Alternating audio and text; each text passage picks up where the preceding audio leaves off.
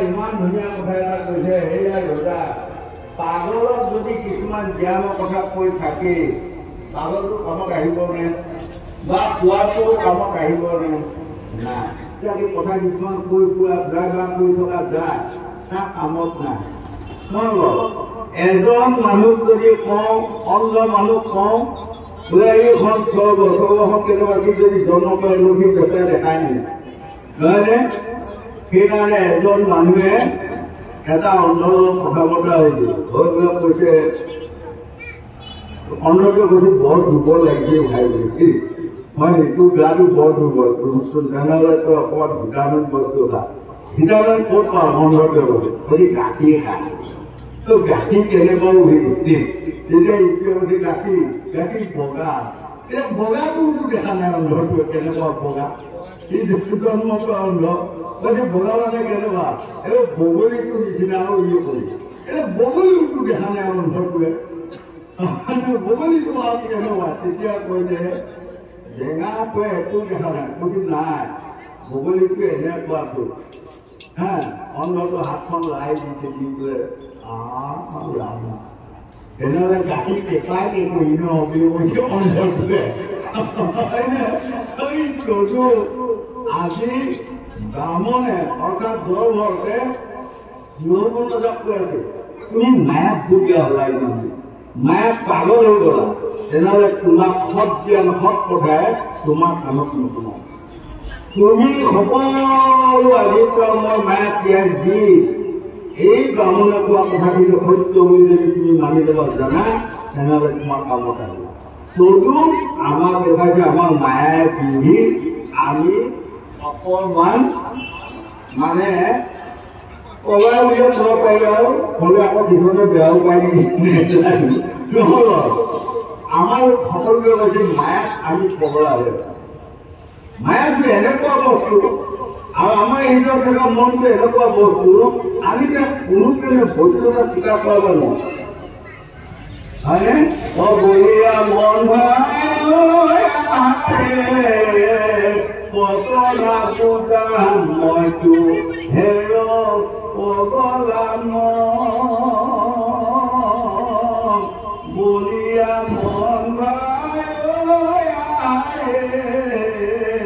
পগলা পূজা মইতো মনক যদি আপোনাৰ সকলে নিজে নিজে ঘৰতে কৰি বুজাই থাকে সেই মনক কোনোদিনে বুজাব নোৱাৰিব মায়া ত্যাগ দিম বুলি যদি অকলে অকলে আপোনাৰ সকলে ঘৰ মনাতে বহি চিন্তা কৰি থাকে মায়াক কেতিয়াও আপোনালোকে পৰিচালিত কৰিব নোৱাৰে মায়া মনক পৰিচালিত কৰা এটাই পথ আছে ভজনৰ সাধুৰ সংগ আমি ল'ব লাগে সাধুৰ সংগ সেইকাৰণে কৈছে ভোমৰাৰ সংগত গৈ ডুবলৈ মধুকৰে পাণ বিক্ৰমাদিত্য ৰজাৰ মাথা কুটি গংগাত কৰিলে যাম এদিন এটা ডুবলুৱাই এটা ভোমৰাই সখী পাতিলে আৰু ডুবলুৱাটোৱে ক'লে সখী অহাকালিলৈ মই আপোনাক আমন্ত্ৰণ কৰিলোঁ আমাৰ অধমৰ গৃহত যাব পাছদিনাখন ভোমৰাটো ডুবলুৱা গৃহলৈ গ'ল যোৱাৰ লগে লগে ডুবলুৱাটোৱে নতুন সখীয়ে আহিছে বুলি আনন্দতে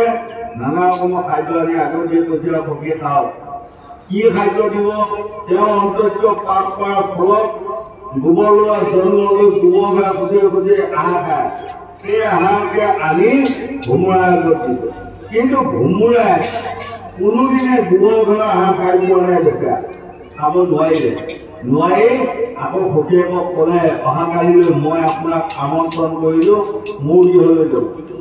পাছদিনাখন গোবৰলুৱাটো ভোমোৰাৰ গৃহলৈ গ'ল আৰু ভোমোৰাই নতুন সখীয়েকক লগত লৈ এই বিক্ৰমাদিত্য ৰজা ফুলৰ বাগানত গৈ ইটো ফুলত সিটো ফুলত সিটো ফুলত পৰি পৰি ফুলৰ ৰস পোৱা ঘূৰি আছে।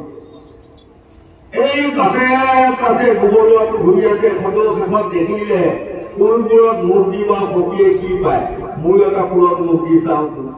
এই বুলি সূৰ্যকান্তি ফুল এটাতে মুখ দিলে। মুখ দিয়াৰ লগে লগে বৰ মিঠা, বৰ সোৱাদ, বৰ মানে মজা পালে। পাই মুখখন বেছিকৈ জগাই দিলে। বেলিও বহিল, ফুলটো জাপ গ'ল, গোবৰলুৱা তাতে সোমাই। পাছদিনাখন বিক্ৰমাদিত্য ৰজা ফুলৰ মাৰিয়ে আহি ফুল ছিঙি লৈ যাওঁতে সেই ফুলটোকো ছিঙি লৈ গৈ ৰজাক দিলে আৰু ৰজা ঈশ্বৰৰ সেৱা গুৰু মন্ত্ৰ জপ কৰি লাহেকৈ সেইটো ফুলকে মাথাত ল'লে। লোৱাৰ লগে লগে তেওঁ এজন গুণী জ্ঞানী সাধু মহন্ত পণ্ডিত ৰজা। তেওঁ মাথাত উঠাৰ লগে লগে গোবৰলুৱা সকলো দূৰ ভুল অপৰাধ পাপ নাশ হৈ গ'ল। আৰু গৈ যেতিয়া ৰজাই গংগাত স্নান কৰাৰ লগে লগে গোবৰলুৱাটোৱে ভেলটো পেলাই থৈ আত্মাটো বৈকুণ্ঠলৈ গুচি গ'ল। সেইটোকে আমাক কৈছে ভোমোৰা সংগত গৈ গোবৰলুৱাই মধুপুৰে পাণ, বিক্ৰমাদিত্য ৰজাৰ মাথাত উঠি গংগাত কৰিলে স্নান। সেই লোকসকল আমি সকলোৱে একোটি একোটি গোবৰলুৱা মনত ৰাখিব, হয়নে? বেয়া নাপাব। আপোনালোকৰ লগতে ময়ো গোবৰলুৱা। আমি সদায় গোবৰ ঘৰত থাকিলে নহ'ব। গোবৰ ঘৰৰ পৰা ওলাই ভোমোৰাৰ লগত সখী পাতিব শিকক। যেতিয়া ভোমোৰাৰ লগত সখী পাতিব পাৰিম তেতিয়া আমি চাৰিটা কাম হ'ব। আমাৰ এটা ফুলৰ ৰস খাব পাম, ২ নম্বৰ বিক্ৰমাদিত্য ৰজাৰ মাথাত উঠিব পাৰিম, ৩ নম্বৰত আমি গংগাত স্নান কৰিব পাৰিম, ৪ নম্বৰত আমি আত্মাক বৈকুণ্ঠ নিব পাৰিম, হয়নে? এতিয়া এই জীৱনত আপোনাসকলে চাই লওক বিক্ৰমাদিত্য ৰজাৰ ফুলৰ বাগান কোনখন আমি বুজি লৈছোঁ পৰম কৰ্তব্য। আজি এই সমাজখন ভাগৱততে বহি আছে, একান্তচিতে ভাগৱত শুনি আছে, এইখনে হ'ল বিক্ৰমাদিত্য ৰজাৰ ফুলৰ বাগান, হয়নে? আজি ভোমোৰা সংগ লোৱাৰ কাৰণে আজি আমি ফুলৰ ৰস খাব পাৰি আছো। আৰু গোবৰ ঘৰ কোনটো জানে? এতিয়া সন্ধিয়াৰ পাছত ভাগৱত ভাগি দিয়ে আমি ঘৰে ঘৰে যামগৈ। প্ৰত্যেকৰ ঘৰে ঘৰে ভাই ভাই পুত্ৰ ল'ৰা ছোৱালী এখন এখন গৃহ আছে, সেইটা আমাৰ মস্ত গোবৰ ভেট, হয়। এতিয়া উপায় নাই, জন্ম ল'লো যেতিয়া গোবৰ ঘৰতে আমি থাকিব লাগিব। গোবৰ ঘৰতে সত্য। যদি আমি গোবৰ ঘৰতে ওলাই এনেধৰণে সাধু সংগত যদি আমি বিক্ৰমাদিত্য ৰজাৰ ফুলৰ বাগানত পুৰা অভ্যাস কৰা হয় তেনেহ'লে আমাৰ জন্ম লোৱা সাৰ্থক হ'ব। হিন্দু আদি বাৰমুণীসকলে জ্যোতিষত দেখিছে এই লোকসকল, তেনেহ'লে জানিবা তোমালোকৰ ঔ সিজিব, হাতো কেৰা নহ'ব, হয়নে? আমাৰ এতিয়া মন কৰক ভাত বহোৱাৰ লগে লগে যদি টেঙা তৰকাৰী বনাবলগীয়া হয়, ঔটেঙা কেইবাফুলমান ভাতত পেলাই থয়। যেতিয়া ঔটেঙা সিজাৰ লগে লগে নুমাই দিব লাগিব, তাত তৰকাৰী দিব লাগিব। আৰু বেছি দেৰি কৰি ৰাখিলে ভাতটো টেঙা বনাব। গতিকে এই হ'ল আমাৰ 4 প্ৰকাৰে বুজি যেতিয়া আমি ঈশ্বৰৰ ওচৰত প্ৰাৰ্থনা কৰিম, সাধু গুৰু বৈষ্ণৱ ভকত ভকতনী পাৱনি মাথাবোৰৰ মানে অভ্যাস কৰিম। মাথা গৰম, ভৰি গৰম, ভৰি নৰম, মাথা গৰম। এই ভৰিৰ পৰা মূৰলৈ কৃষ্ণ আমাৰ ভৰি দুয়োখন ভৰি দুটা বুঢ়া আঙুলিৰ পৰা দুডালটি আমাৰ আহি আছে একেবাৰে বিন্দলৈ আছে, হয়নে? এই শাস্ত্ৰৰ মতে ভিজুৱাৰী বাৰমুণীসকলৰ বৰ্ণনাৰ মতে কৰিব। যেতিয়া মাথাটো আমাৰ গৰম আহিব ভৰিখন নৰম হৈ যায়, আৰু ভৰিখন যেতিয়া গৰম আহিব মাথাটো নৰম হ'ব। যি লোকৰ মানুহ মাথাটো সদায় গৰম, ভৰিখন গাত ঠাণ্ডা, ঠাণ্ডাই মানে নৰম, তেনেহ'লে সেইজন মানুহ ত্ৰিছকৈ খং উঠিব, কাম কৰি খং উঠিব।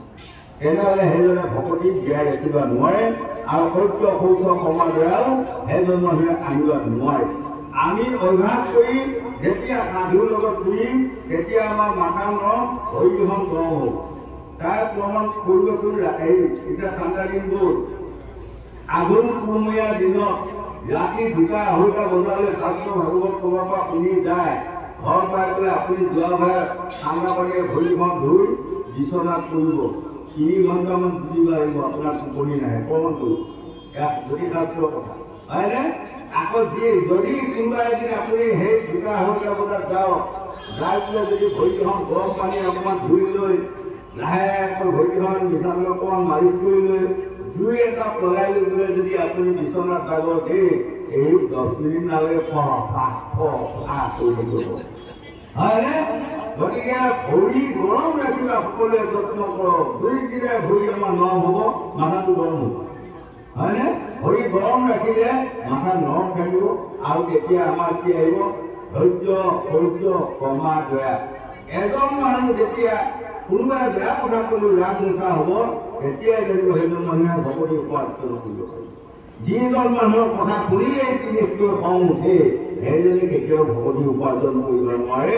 শাস্ত্ৰ ভাগৱতে আজি ব্ৰাহ্মণে লহুগুণ পূজনে আমাক জনাইছে, আমি প্ৰত্যেকে কোটি লহুগুণ ৰজা। কেৱল আমাক ধন লাগে, ধান লাগে, ভাজা লাগে, পুত্ৰ লাগে, হয়নে? ৰাতিও শান্তি নাই। ৰাতি টোপনি পৰিব লাগিবই। সেই সময়তো ফটো গিৰিয়েকে ঘৈণীয়েকক কি কয় জানা? সোনকালে ভাতকেইটা জ্বৰ কৰিব, মই আমুকত নগৰীয়ে কৈছোঁ। তাৰমানে তাত গ'লেহে সি 10 টকা বা 1000 টকা পাব সোনকালে।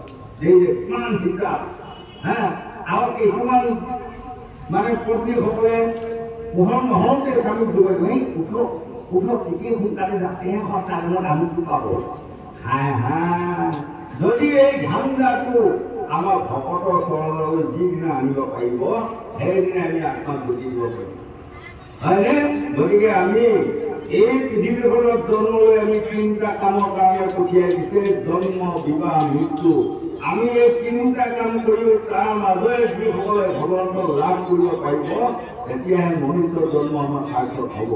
যদি কেনেবাকৈ এটাতে আমি বঞ্চিত হৈ, এটাকে আমি আবদ্ধ হৈ থকা যায়, কোনোবাটোৰ পৰা বঞ্চিত হোৱা যায়, তেনেহ'লে আমাৰ মনুষ্য জন্ম সাৰ্থক নহ'ব। ভাগৱতে আমাক বুজাই আছে বুলিব। মন্তরে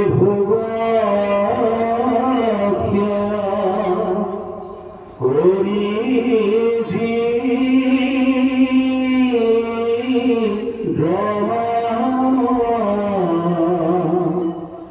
পুনরূপী বহি বাক লাগিলা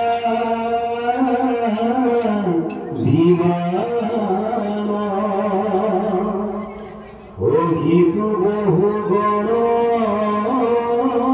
রাজা পরম যতনে ছড়ি আছে আত্ম জ্ঞান অনুভিবা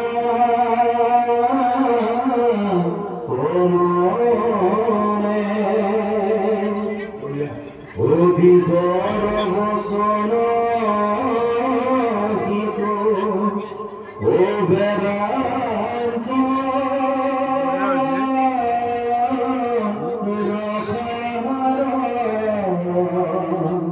ও সবে জ্ঞান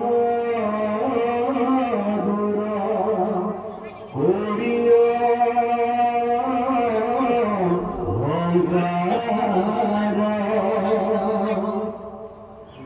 খুনি হেম বনি রাজা পরম যতনে ওধে বেধে বিমানর ও নামিলা